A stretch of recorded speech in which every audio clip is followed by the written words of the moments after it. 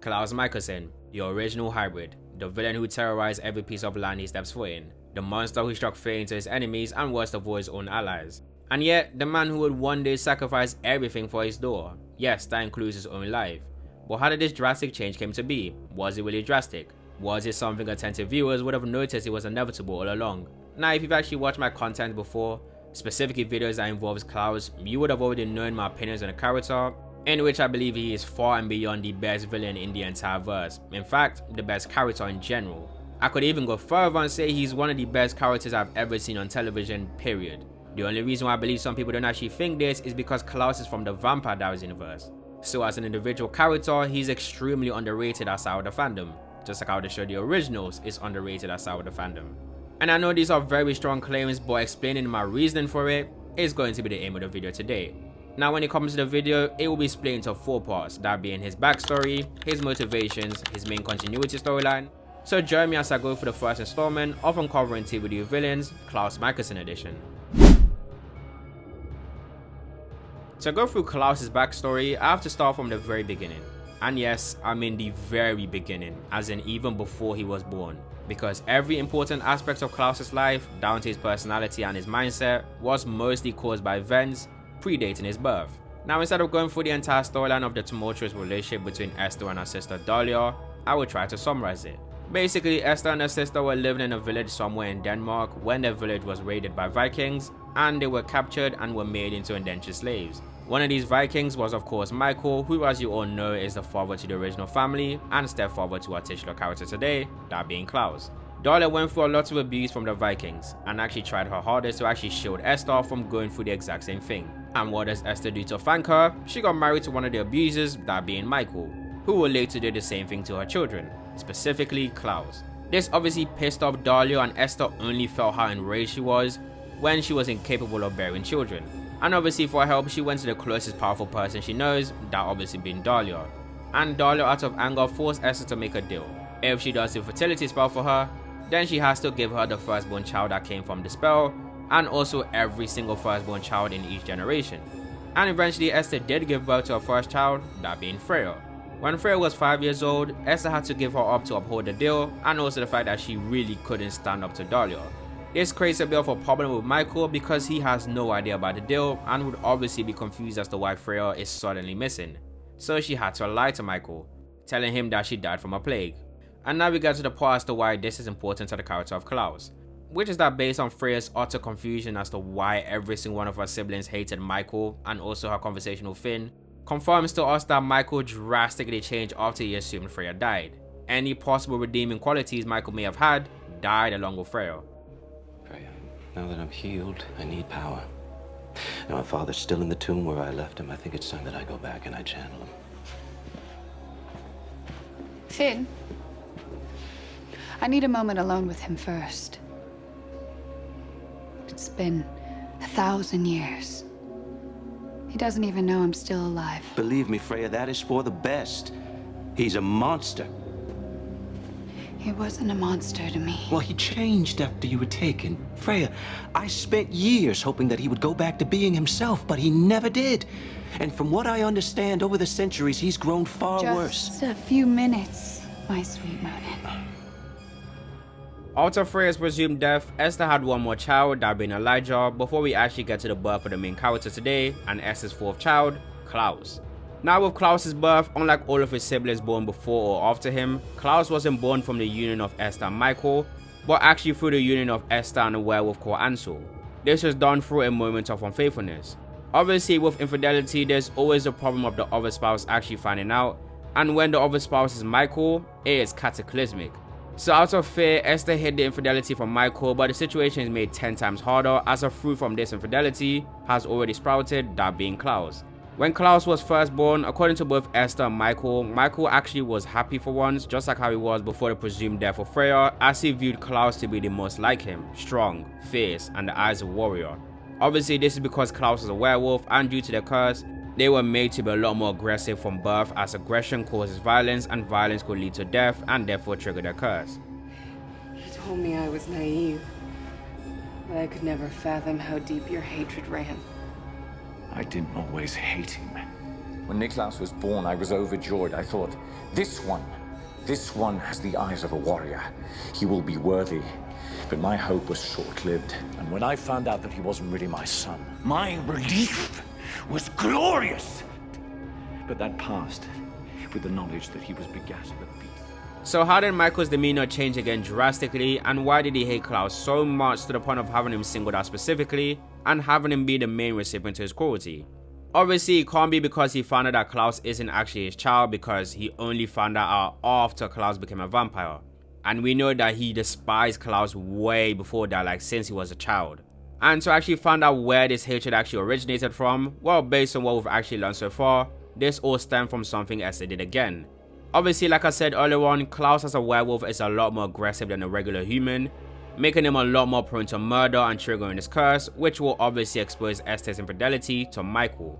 So to avoid discovery, Esther gave Klaus a necklace, which subconsciously limits his physical strength. This is what kickstarted Michael's disdain towards Klaus, as he viewed Klaus as a weakling, which kept getting worse over time, and as Klaus was the only one that suffered from this affliction, and also as Klaus was the only one that was actually viewed as a weakling by Michael, that singled him out from the rest of his siblings.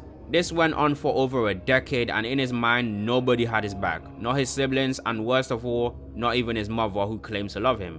Later on, of course, we found out that unbeknownst to Klaus, Rebekah actually did have his back and was willing to take it to the furthest extent to actually protect her brother by murdering Michael in his sleep.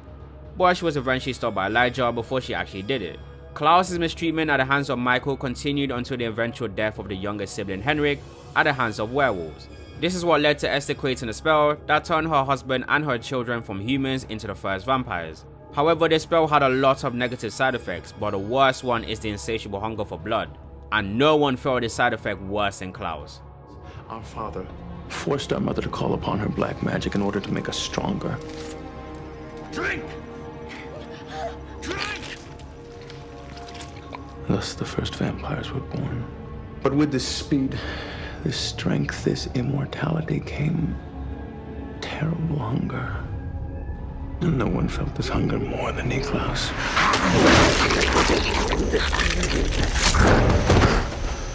When he killed for the first time, we knew what he truly was. Niklaus! What is happening to me? No, don't! Don't! Father, it hurts!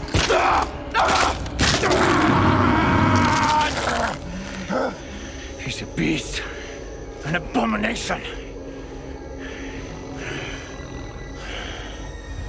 He wasn't just a vampire. He was also a werewolf. That's how the werewolf curse works.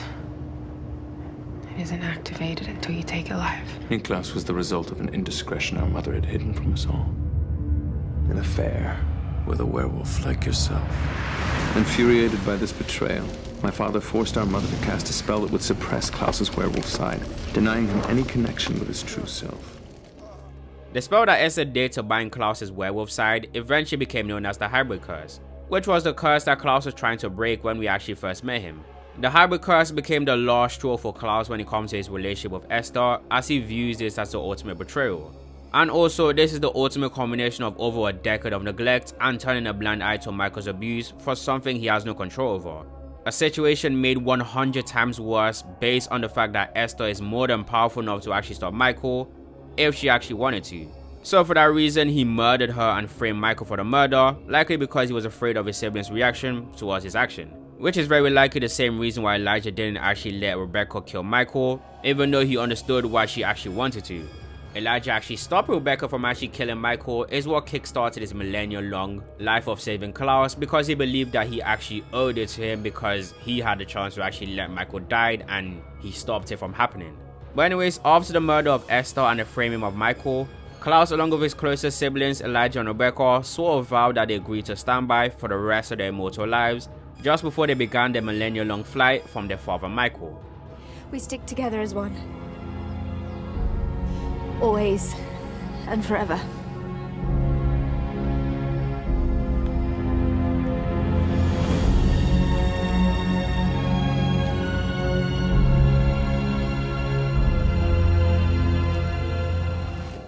Anyways, fast forward a little further into their journey, and this brings us to southern France. The time there started relatively well. Klaus met and fell in love with Aurora, and at this point Klaus's humanity was still intact and he was nowhere near the Klaus that we knew of. He was quiet, shy and very empathetic, but that was until Kol's violent antics led to the vampire's secret getting revealed to none other than Aurora's brother, Tristan. This kickstarted a whole series of events that led to Michael discovering their whereabouts, and Lucian, Tristan and Aurora being turned into vampires, and finally Elijah having to cover their backs by compelling the Trinity vampires to believe that they were the original trio. But the most important thing that Elijah actually did specifically to Klaus was compelling Aurora to forget she ever loved Klaus. This was of course out of anger due to him discovering that Klaus had actually been the one that killed their mother. But it's as if I see you clearly for the first time and I find you a cruel, wretched thing. Pathetic, really.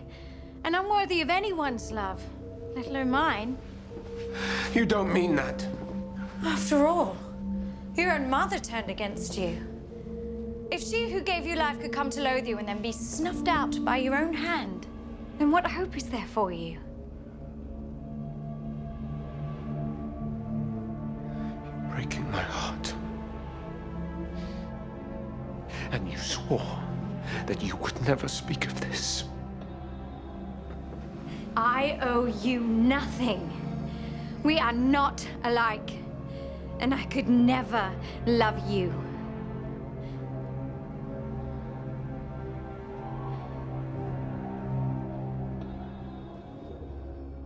This kickstarted Klaus's lack of morality, as this will be the last time he lets himself be vulnerable again, because every time he does, it always ends with him getting beaten down emotionally. This is how and where Klaus's strict viewpoint to love and relationships with people outside of his family actually started from. Every relationship he enters from this point on is just a means to an end. What does it matter if she lives or not? She is a means to an end, that is all. But she should die for your gain? She is human. Her life means nothing. I beg you to consider this.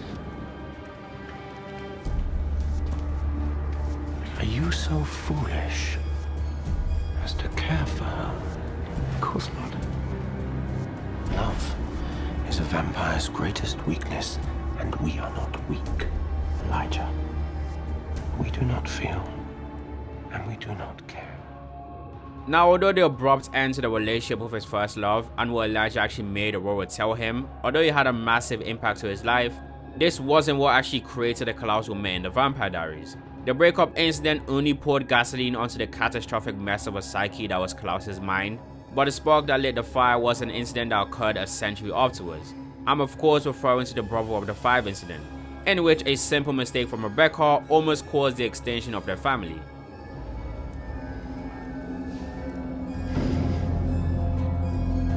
What happened? Ask him.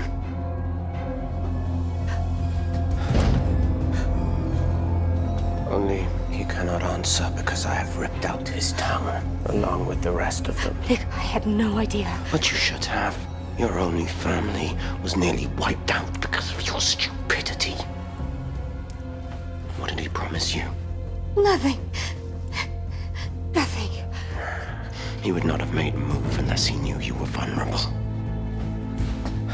You trusted him. Over me!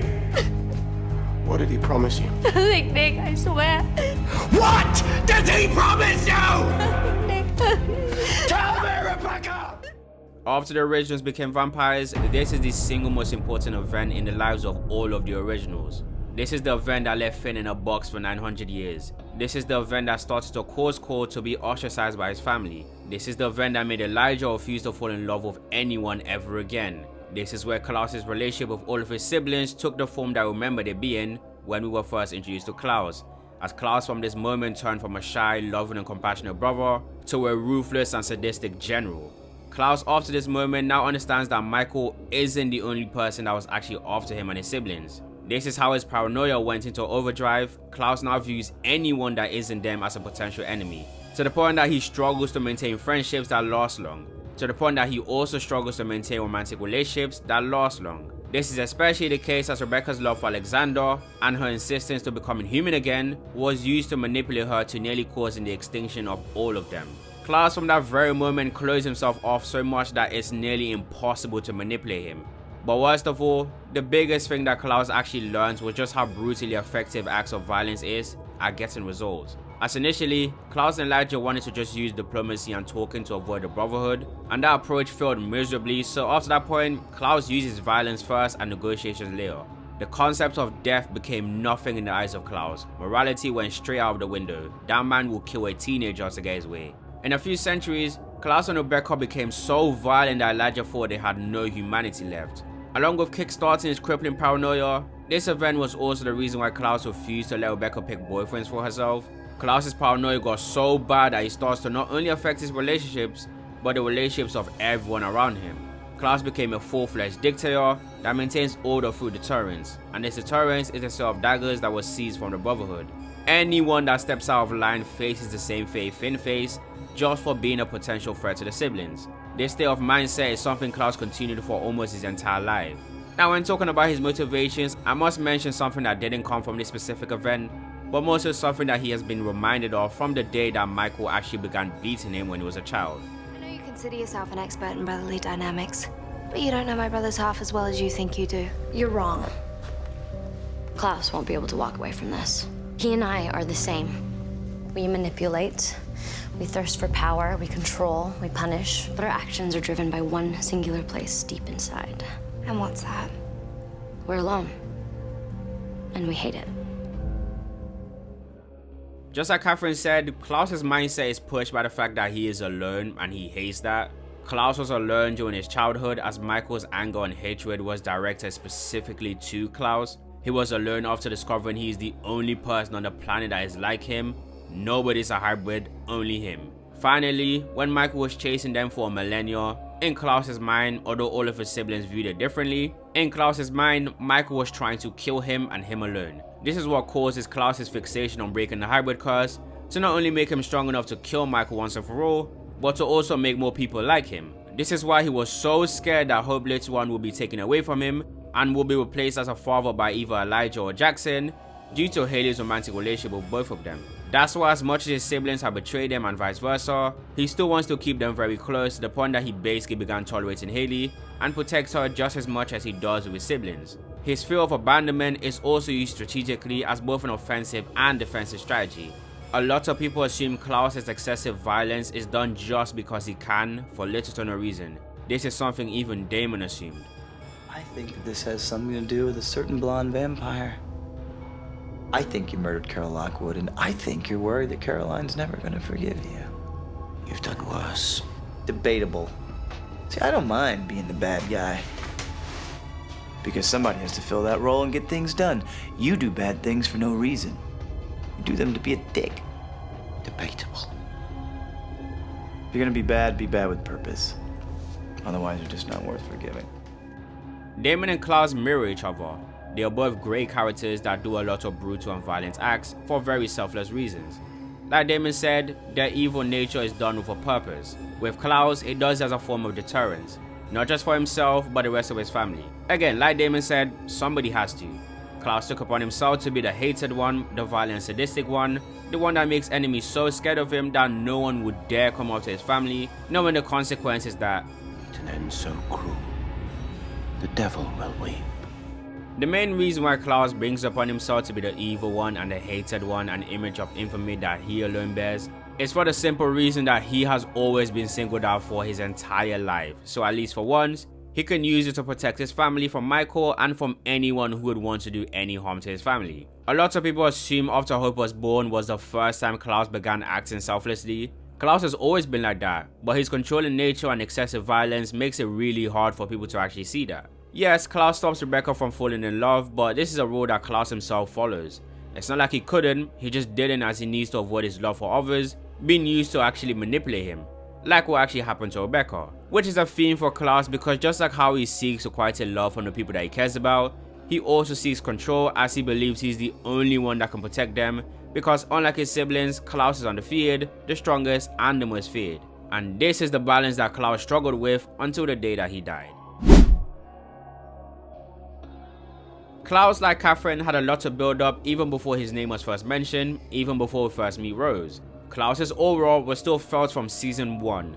The phenomenal Catherine Pierce storyline was mostly created by Klaus. I really love the way that the show actually bounced villains off of each other in order to finally get to Klaus. Damon was a villain with the mission of freeing Catherine from the tomb out of love. However, Catherine wasn't there because she was running from none other than Klaus. Klaus single-handedly made Catherine who she was.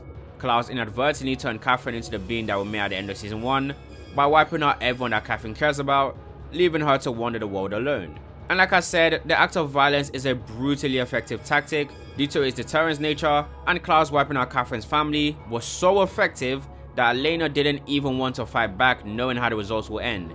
She just wanted to give up until Elijah actually joined as their ally. His violent nature was so effective that Rose was able to back what Catherine claims Klaus is, simply out of complete fear.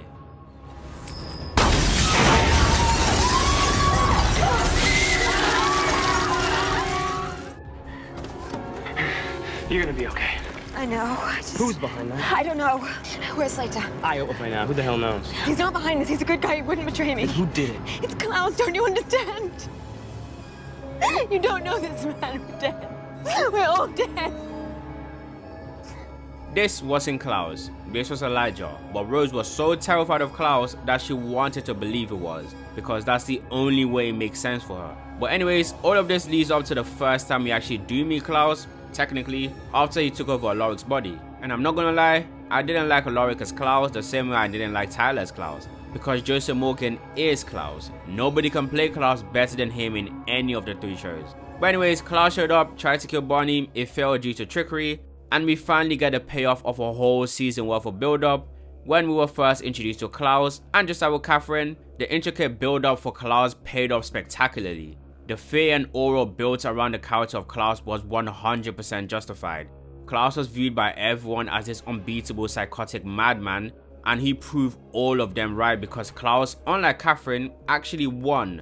Not just against the Salvatores, but against an overpowered witch and Bonnie and another original in Elijah. He won flawlessly, even after he was tricked, even after the plan to take him down went extremely well. He still somehow won through manipulating Elijah into letting him go. In the end, no matter the odds against him, he always wins. But anyways, flash forward to season 3 and everything I said about Klaus's motivation was showcased greatly in this season. His vicious acts of violence being used as diplomacy was utilized greatly. This man was going to end an entire bloodline to get his family back. Also, his fear of being alone pushed him to start making hybrids that kept failing until he eventually found a way to make it work. And then, like I said, Klaus's biggest internal struggle is with balancing love and control. Klaus struggled to lead his hybrids because Klaus physically can't subconsciously repress his controlling nature, which caused the hybrids to rebel, which he dealt with very swiftly. Also, during this time period, we get to go through the epic storyline of Klaus and Stefan throughout the course of the first part of season 3, which is my favorite storyline in the entire verse, but I'll go more in detail about that in Stefan's video. But anyways, in the midst of all of this, Klaus fell in love with one of the main characters, which for me was very random, but I do understand why Cowland was used as a device to display the duality nature of a great character, that is Klaus Mikaelson. As evil as he is, he still cares about people and actually had a selfless, empathetic side he buries deep within his psyche that only shows up a few times. Their relationship showed us just how conflicted of a being Klaus is. He believes he has to punish anyone that betrays him in the worst way possible. But because of Cowland's existence, Klaus could actually feel repercussions not just from his family members putting him in his place, but from someone outside of his family.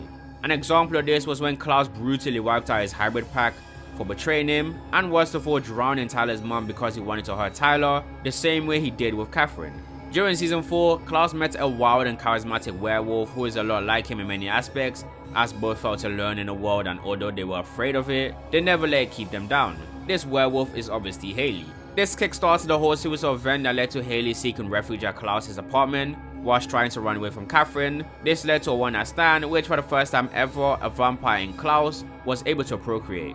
Flash forward to the originals, Klaus and the Mikaelsons got lured into returning back to New Orleans, unknowingly walking into an active war zone between the witches and his former protege, best friend and adopted son, Marcel. Just like with Stefan and Klaus, I will also go through Marcel and Klaus' relationship when I talk about Marcel's character.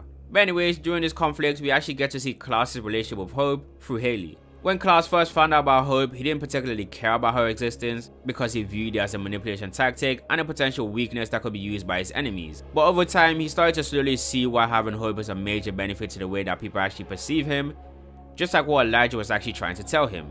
Because Klaus overall wants people to actually love him, but he understands hate and fear gets results way quicker than love does. This complete contradiction, paired up with every psychological problem I mentioned with Klaus, caused a lot of clashes with his family, and what is in my opinion the greatest scene in the verse easily.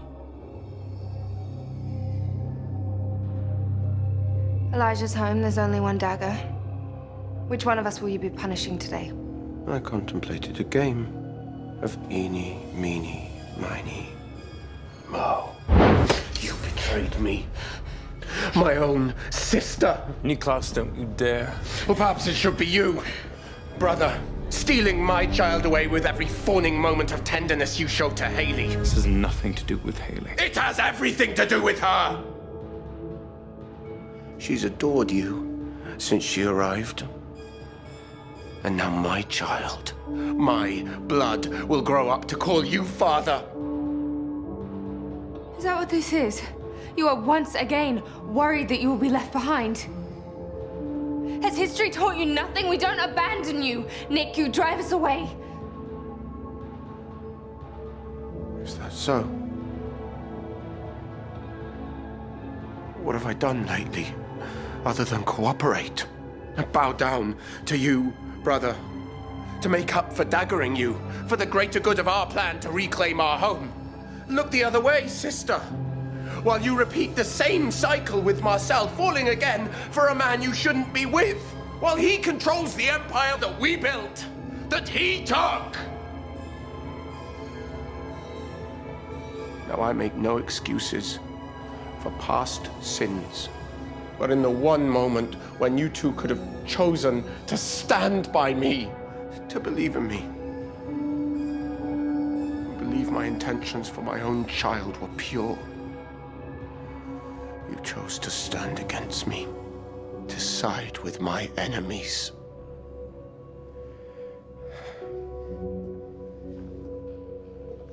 I wanted our home back. Now I have it. So I'm going to live there, and the two of you can stay here together and rot. But anyways, Klaus continued this conflict until his child Hope was born in the midst of his psychotic mother wanting to kill his baby, literally on the very day that she was born.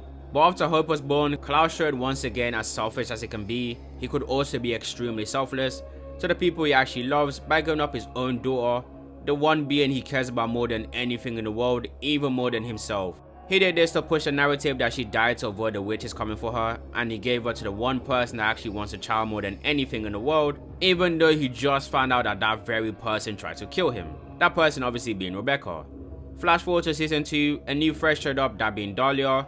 I sort of already went over how that story actually unfolded and how it actually affected Klaus as a person in 3 separate videos, but to cut a long story short, to save his daughter, Klaus had to burn every bridge he had with his family, because again to him, revenge and winning is more important than love. The only person this doesn't apply to is the Hope. Eventually, Dahlia was defeated through an insane plan by Klaus, but the repercussions from this plan is what caused him the biggest changes in his life, as Klaus from season 3 onwards lost his paranoia and became far less violent and used diplomacy a lot more than he usually would. He also tried to do things more for the people he cared about, especially Haley, even if it means risking his own life. For example, Klaus told Freya to not sacrifice Davina, knowing what that would actually cause to Marcel and Kol, even though that was the only way to actually protect Rebekah and also protect his life. If that was any Klaus before season 3, he would have rapidly given the go-ahead without losing a sleep over it. But all of these changes came a little too late because Klaus's violence and terror caught up to him at the worst possible time, when he's completely vulnerable, far less paranoid, and more forgiving. This is why Lucien has so much success. To take Lucien down, like Klaus guessed, caused a lot of problems with Marcel, who later on became an upgraded original and a direct threat to the entire family. A situation that ended in Klaus's first defeat at the hands of Marcel, sacrificing himself to keep his family alive, once again just like he always had done. After this event, Klaus continued his more so forgiving nature and had increased morality, because even after everything that happened, Klaus still forgave Marcel. The only time he really faltered was when the Hollow started to manipulate him. All of this culminating in Klaus along with his siblings having to do the opposite of season 1, as in instead of Hope leaving them, they had to leave Hope. Doing this, Klaus and his siblings had to take in the quarter spirit of the Hollow after removing it from Hope, and they weren't allowed to be near each other or anywhere near Hope. This caused Elijah to wipe away all of his memory, and seeing as he remembers none of his enemies, anyone that wants to cause harm to him can do so without Elijah noticing. Klaus noticed this and proceeded to systematically annihilate all of his potential enemies around the world, sacrificing his own sanity to protect his vulnerable brother. But anyways, the rest of season 5 really sucks, so I will just skip to the end. Hope eventually took in all 4 parts of the Holy Spirit back into herself, which was too powerful for her mortal body to actually handle, and was slowly killing her, so Klaus did his very last sacrifice. Now he isn't sacrificing his body to pain, he isn't sacrificing his mental sanity, but sacrificing his life by putting the Holy Spirit into himself and unaliving himself. This therefore killed the Hollow completely, something he did alongside his brother, who decided to journey with him to the afterlife. But anyways, that's all for Klaus, and to be honest, this whole video could have lasted for over an hour because he's so good of a character. And then when you pair it up with the fact that he is played by the best actor in the entire verse, makes him by far the best character in the entire verse. Not just in the Vampire Diaries, not just in the originals, but the entire verse in general, and up there with the best characters in any show period. But anyways, if you like this video, then why not watch another one? I recently did a video ranking every single villain in the originals, and if you haven't watched that yet, then click on the video that's on screen now.